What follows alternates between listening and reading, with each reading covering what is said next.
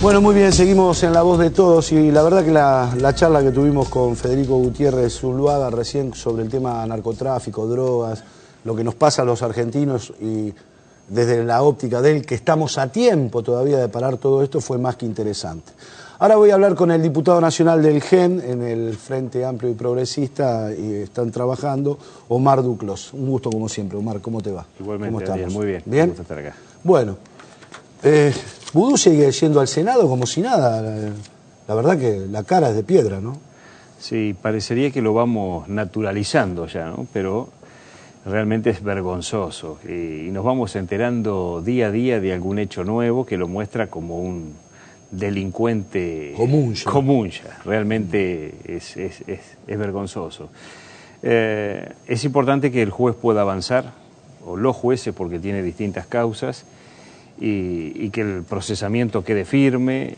Lo ideal sería que pudiéramos sacarlo del Congreso, ya que no tomó voluntariamente la decisión de apartarse, que cualquier persona con un mínimo de dignidad ante su situación se hubiese corrido para permitir liberar realmente un espacio institucional tan importante. El juicio político sabemos que el oficialismo no lo habilita, lo protege, y entonces está clausurado. Hemos presentado con Margarita Stolbizer desde nuestro bloque otros pedidos de juicio político, pero tenemos pocas expectativas que puedan prosperar. Entonces, en definitiva, lo que queda es que la justicia pueda avanzar y pueda llegar al juicio y a la condena para que realmente cumpla la sanción que corresponde, ¿no? Ahora, Vudú yo creo que forma parte de una trama mucho más compleja de complicidades, en una matriz de corrupción enorme que ha contaminado a todo este gobierno. Yo creo que la protección a Vudú pasa por ahí. Claro, claro. No es Vudú el que se atornilla, es el que le dicen... Vudú debe tener algún as bajo la manga, debe estar diciendo, me llegan a soltar la mano, me los llevo puesto a todos, como vulgarmente se dice, me imagino, ¿no? No cabe duda que el hecho más conocido, el caso Chicone, donde se buscaba apropiar de esta fábrica, de esta imprenta donde se fabrican los billetes, no era una decisión individual de Vudú, era, yo creo, una decisión armada junto con Néstor Kirchner, y creo que forma parte de el matrimonio presidencial, formaba parte o conducía toda esta asociación ilícita, porque realmente uno mira en distintos ministerios y hay realmente hechos de corrupción graves en distintos ámbitos. Me parece que estamos cerrando un ciclo realmente muy doloroso para el país, porque cuando hablamos de corrupción, más allá de las cuestiones de la dimensión ética, moral, hay una dimensión económica también. La corrupción ha privado al Estado de contar con recursos para cumplir distintas finalidades. Es plata que se nos va, plata que es de todos los argentinos que pagamos impuestos, y esa plata se nos va a los bolsillos de los funcionarios corruptos y debería estar en las escuelas, en las rutas, en seguridad. Entonces, realmente es terrible. Bueno, y tenemos que generar los anticuerpos y las condiciones para garantizar las transparencias. Yo he presentado un proyecto de ley la vez pasada justamente para fortalecer los controles respecto a la evolución patrimonial de los funcionarios. Sí, hoy tenemos que presentar una declaración jurada que lamentablemente con la reforma que impuso el año pasado este gobierno se acotó la información que se vuelca en la declaración jurada, pero la declaración jurada que prevé la ley de ética pública es una información en un momento dado, es como una foto de la situación patrimonial. ¿Tu proyecto creo que habla algo de audiencia pública, puede ser? Claro, yo busco que al finalizar el mandato el funcionario tenga que presentarse en una audiencia pública con todas las declaraciones juradas, se pueda cotejar y se le pueda dar a cualquier ciudadano, especialmente a la ONG que trabaja en materia de transparencia, la posibilidad de interpelar al funcionario, de pedirle explicaciones y de esa manera dar la oportunidad de que a través del control social se busque garantizar la transparencia. Yo lo hice en Azul cuando terminamos nuestra gestión como en la Intendencia. No estaba obligado por ninguna norma, pero me pareció que es una práctica interesante. Convoqué a la comunidad, hice una presentación de mi situación patrimonial detallando lo que yo había comprado y vendido durante los 12 años que fue intendente. De hecho, en la plaza que está enfrente de la Municipalidad de Azul te podrás sentar a tomar mates tranquilo los fines de semana con la familia. Gracias a Dios mantengo una relación muy linda con toda la comunidad y creo que así debe ser, ¿no? ¿Y vas a volver a ser intendente alguna vez? Nunca se sabe, pero realmente en esta etapa estoy trabajando fuertemente en el Congreso y quiero colaborar además en la generación de una alternativa para la provincia de Buenos Aires. Nosotros tenemos desde hace 28 años gobierno justicialista con distintas versiones, sí, pero los problemas siguen sin resolverse, la provincia está muy mal estructuralmente y en lo que hace a la gestión de Scioli realmente es muy mala. Uno no encuentra un área donde pueda encontrar políticas públicas exitosas, hay problemas de servicios en todas las áreas. Lo único que anda bien es Arba, porque para cobrarte... Están desesperados por recaudar. Anda bárbaro, sí. Otra área que anda muy bien es la de publicidad. Ah, bueno, también. Porque ahí también. A mí eso no me consta porque yo no ligo nada de la provincia. La famosa ola naranja que promocionan y Buenos Aires activa, realmente sí, es vergonzoso. El otro día escuchaba al gobernador en un acto... Cuando dice Buenos Aires activa no sabe si es que está activa la provincia o está tomando el laxante la provincia, por eso pasa lo que pasa. Sí. Tengo la duda, ¿no? Pero además uno escucha disparate. Hace poco el gobernador habló de 4.000 kilómetros de rutas que se habían construido en su gestión. Yo las estoy buscando. Yo recorro bastante la provincia. No, pero a ver, te doy las datos. Rutas provinciales están desastrosas. La ruta 6 sigue siendo un verso. El tramo que va desde Campana, por ejemplo, pasando todo por lo que es Jauregui y toda esa zona, hasta casi donde después de agarrar la 5 para ir a Mercedes, nunca se terminó. La ruta 3 en La Matanza, hay 10 cuadras que están paralizadas hace 4 años y se pasan la factura, la municipalidad a la provincia al constructor. La 51. Bueno, la 51 ni hablar. La 29, la 74, 8, la 80. La 8 ni hablar, está destruida. Yo en eso, se lo he dicho personalmente al gobernador, digo, la verdad que no sé dónde está el dinero en infraestructura, en rutas en la provincia, porque la verdad no veo nada. Entonces nuestra responsabilidad es generar una alternativa superadora y estamos trabajando dentro del Frente Amplio UNEN, muy bien a nivel provincial, consolidando la unidad y trabajando en equipos técnicos. ¿Quién va a ser candidato a gobernador, vos? Porque Margarita dijo que no, ¿eh? Margarita en un exceso de generosidad me ha mencionado por ahí dentro, junto con otros compañeros, pero vos y Wilson yo no estoy, yo creo que Sergio sería muy buen candidato. Perdón, a la gente le comento, Sergio Will es el intendente de Rivadavia, la Estación América, un gran intendente. Un gran intendente gran que tipo. Ha hecho una gestión innovadora. Se comió todo el garrón de las grandes inundaciones solito allá en América, me acuerdo. Ha trabajado muy bien. Yo la verdad que no estoy detrás de una candidatura personal, estoy colaborando en un proyecto para que realmente seamos una opción competitiva, firme de gobierno a partir del año que viene y podamos llegar al poder para transformar la educación, que es un gran agujero negro que tenemos en la provincia, donde ni siquiera se le puede garantizar a los docentes el bienestar mínimo para que después podamos transformar el sistema educativo, actualizar los contenidos curriculares, las estrategias pedagógicas. Bueno, hoy tenemos problemas con el salario docente, problemas con los edificios escolares, con los comedores, que es también garantizar el piso sobre el cual después se desarrolla vos sabés, el proceso de enseñanza. Aparte, Omar, ¿sabés? Hay cosas que la gente común lamentablemente no las sabe. Y a veces uno, está bien, uno es uno muy chiquitito dentro de todo el espectro comunicacional, pero a veces a uno le duele cuando los grandes periodistas, que tienen mucha más historia de uno, no le cuentan algunas de estas cosas a la gente. Está bien, no conocen la provincia de Buenos Aires, no han caminado muchos de mis colegas, lamentablemente, pero hay 4, escuchen lo que les voy a decir, hay 4 inspectores en infraestructura escolar para controlar todos los edificios escolares de la provincia de Buenos Aires. Es una locura.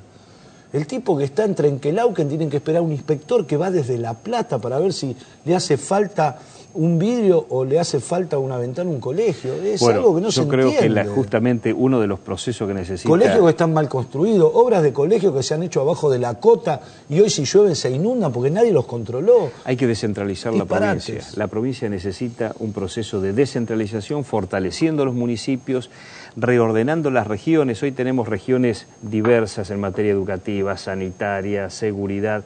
Hay que rediseñar y generar regiones que sean compatibles con la identidad de cada zona y darle poder de decisión, bajar recursos para que estén más cerca de las problemáticas de cada lugar. No puede ser que un docente que tiene que reclamar por un sueldo mal liquidado tenga que ir a La Plata, la capital de la provincia.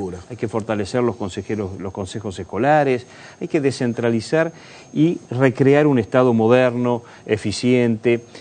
Hay que recuperar también la viabilidad financiera de la provincia, logrando que Nación también transfiera los recursos que la provincia necesita. Para eso necesitamos un gobernador, que hace tiempo no tenemos. Tenemos un delegado del Poder Central detrás de una aventura presidencial y por lo tanto jamás se atrevió a reclamarle al Poder Central los recursos que la provincia necesita para poder tener garantizado el financiamiento necesario. Última pregunta, o dos últimas, porque me queda poco tiempo. La primera sería, en las últimas semanas la justicia le ha puesto un freno a Ollarvide. ¿Vos te parece que esto sucede porque realmente se están dando cuenta de lo que es Ollarvide o te estás imaginando o estás viendo que los jueces, cuando los gobiernos empiezan empiezan a perder poder, les empiezan a soltar las manos? Tiene mucho que ver con eso. Yo creo que hace mucho tiempo que todos sabemos que Ollarvide es un juez corrupto que se ha dedicado a garantizar la impunidad al poder kirchnerista. Ellos mismos lo salvaron cuando en el Consejo de la Magistratura estaban dadas las condiciones para enjuiciarlo y para destituirlo. Fueron los representantes kirchneristas, tanto del Poder Ejecutivo como del Parlamento, los que lo protegieron para seguir utilizándolo como un juez amigo que los cubra.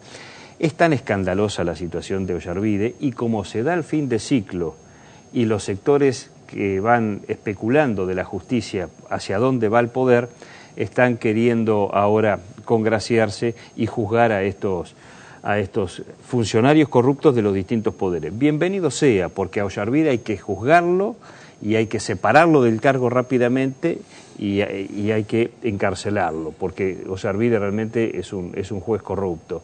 Ahora, necesitamos que la justicia funcione siempre, y creo que una de las democratizaciones que necesita la justicia es que tenga el poder suficiente y la independencia necesaria para juzgar a todos, al delincuente común que no tiene medios y al poderoso encumbrado, poderoso político, económico, lo que sea, que la justicia llegue a todos por igual.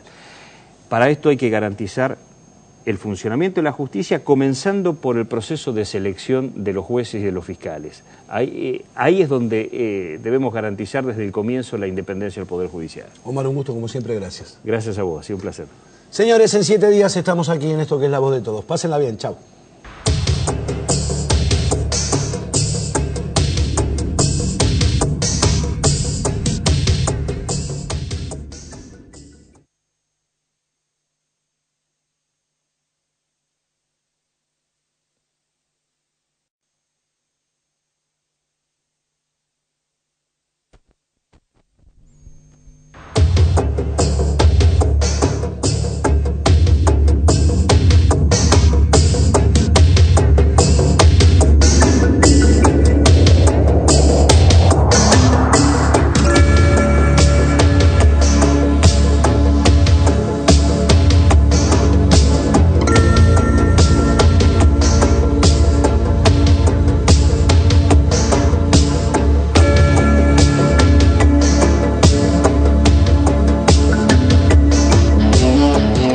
Arrancamos un nuevo programa de La Voz de Todos.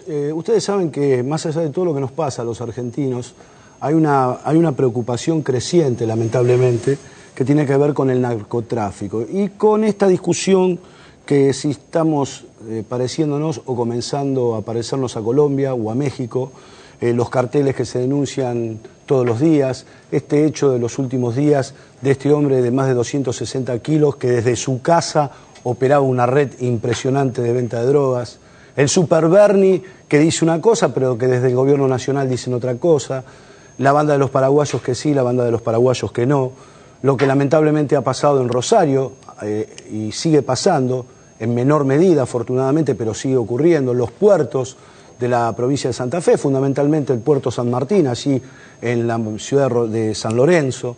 Son todas cosas que preocupan. Y obviamente lo que pasa en el conurbano de la provincia de Buenos Aires, no solamente cuando se ataca tanto a la zona norte en particular, sino a otras zonas del Gran Buenos Aires, las pistas clandestinas, bueno, todo lo que los argentinos sabemos escuchamos, palpamos, vemos por los medios de comunicación. En muchas ocasiones nos muestran todo y en otras ocasiones nos muestran poco o nos ocultan mucho. Hoy vamos a tener una charla de unos 15 minutos aproximadamente. Vino por pocos días a Argentina a dar algún tipo de conferencias y algunas charlas, invitado por algunas ONG que trabajan mucho en este tema, Federico Gutiérrez Zuluaga. Este hombre es especialista en este tema, viene de Medellín, Colombia, fue concejal en Medellín, Colombia, fue candidato a lo que nosotros llamamos como intendente, alcalde. Hoy trabaja para muchas consultoras estatales, privadas. Es un hombre de referencia en el Cono Sur para hablar de estos temas. Bienvenido a la Argentina, ¿cómo estás? Mariano, muchas gracias. Muy contento de estar acá pues, en Argentina, un país espectacular. Me encanta. Sí. ¿Nos estamos contaminando? Pues yo creo que hiciste una introducción muy clara sobre lo que es el tema y lo que hay que decir es que hay que reaccionar. Ahí hay unas evidencias claras de que definitivamente no se va por buen camino, pero los gobiernos tienen que tomar decisiones. Yo siempre he dicho que no hay una fórmula mágica para acabar los problemas y mucho menos el del narcotráfico, pero lo cierto es que cuando tú encuentras gobiernos que son tolerantes o permisivos y peor aún cuando hay complicidad con temas de narcotráfico de parte de agentes del Estado, pues la situación se complica. Entonces, ustedes tienen un país espectacular, lo único que uno tiene que decirles es cuídenlo.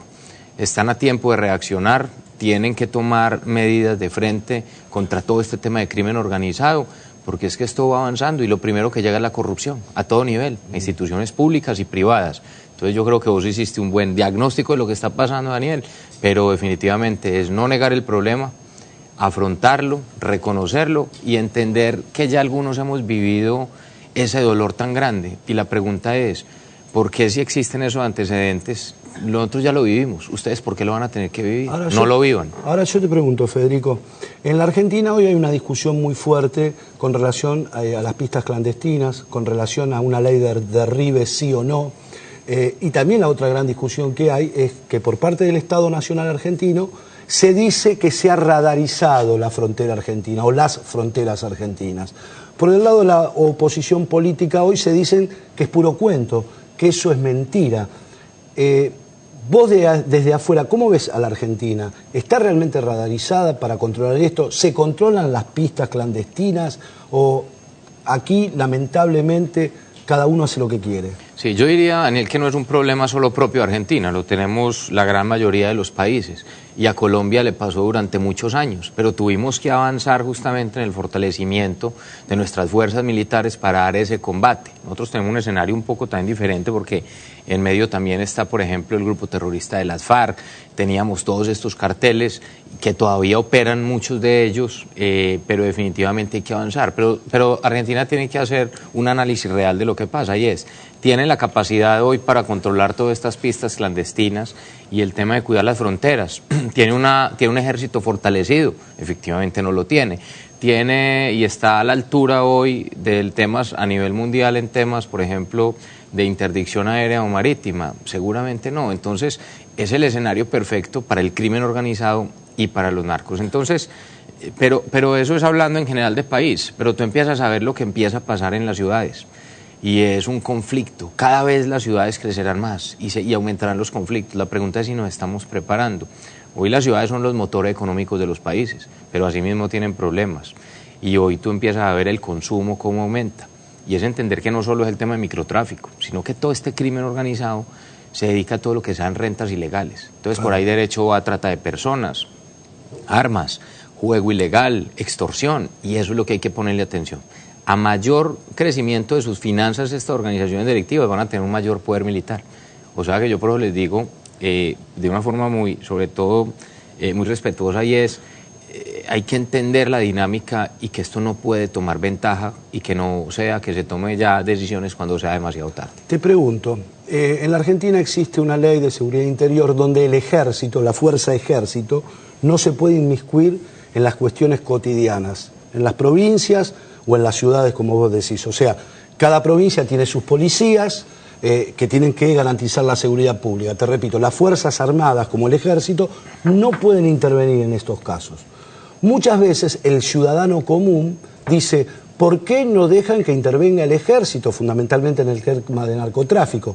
En un momento el Estado Nacional tuvo que tomar una medida para que una fuerza muy respetada, como es la Gendarmería Nacional, pudiese trabajar en conjunto con las fuerzas policiales en determinados puntos, ya sea en Rosario, muy acechada por el narcotráfico, en barrios de emergencias en el conurbano, y hoy la gente es como que le tiene otro respeto a la Gendarmería, y en esos lugares donde la Gendarmería actuó, que es una fuerza prácticamente incorruptible, la cosa ha ido mejorando.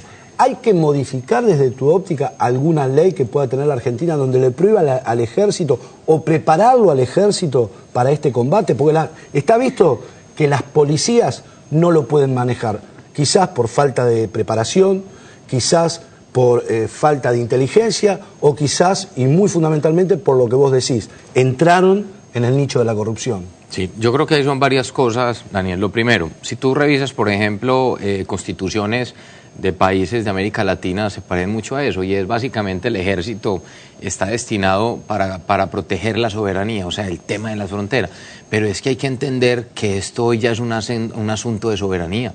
Es que esto no es un problema de fronteras, esto es un problema que ya está en los núcleos urbanos y es un tema de soberanía nacional. Es que el problema del narcotráfico es que tiene incidencia básicamente en todos los países, eso es crimen organizado a nivel internacional.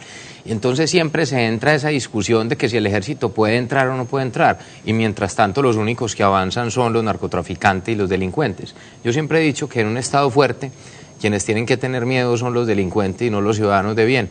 Y muchas veces está ocurriendo lo contrario. Pero esa discusión no es solo Argentina, nosotros la hemos tenido. Te digo, en Medellín, por ejemplo, hay zonas donde, por ejemplo, es necesario la presencia militar, y ahí están. Y siempre se abre la misma discusión, pero también generan confianza en la comunidad. Yo digo que son varias cosas. Primero, hay que apoyar a las fuerzas del Estado, pero hay que fortalecerlas y hay que tenerlos con la moral alta. Hay que tener una policía que pueda tener dientes, que pueda tomar decisiones. Tienes que tener un ejército también fortalecido y la justicia tiene que funcionar. O sea, no puedes tener jueces corruptos tampoco. Si la justicia no funciona, es un desastre. Entonces, para decírtelo un poco de resumen, es, mira, Medellín fue la ciudad más violenta del mundo en 1991. Nosotros llegamos a tener 381 homicidios por cada 100.000 habitantes. O sea, estamos hablando de ayer prácticamente, a la vuelta de la esquina. No estamos hablando del siglo pasado. Exactamente. Entonces, lo importante es, nosotros tuvimos que tocar fondo para tomar decisiones. La pregunta es, ¿ustedes tendrán que tocar fondo? México tiene que tocar más fondo. Países de Centroamérica tienen que tocar más fondos. Yo digo que no. Medellín se ha ido levantando y Medellín hoy es un referente no solo de violencia como era hace unos años, sino que un referente de esperanza, de innovación social, de urbanismo social, y es ir interviniendo de manera integral en todas las zonas, sobre todo las zonas menos favorecidas, donde hay tanta pobreza. Esto tiene que ser una estrategia integral. Tú tienes que tener control a la delincuencia, hay que combatirla, pero tienes que tener toda la oferta institucional para las personas que no tienen educación, salud, oportunidades. Y es decirlo de esta forma, Daniel, yo creo que todo se resume en algo, y es que la seguridad no es un tema ni de izquierda ni de derecha. Bueno, esa es la gran discusión que tenemos en la Argentina hoy. Hay que desideologizar estos temas. Temas como estos son fundamentales. El ciudadano necesita es que lo protejan. Al ciudadano no le importa quién lo protege, que lo protejan. Y un gobierno de izquierda o derecha tiene la misma responsabilidad.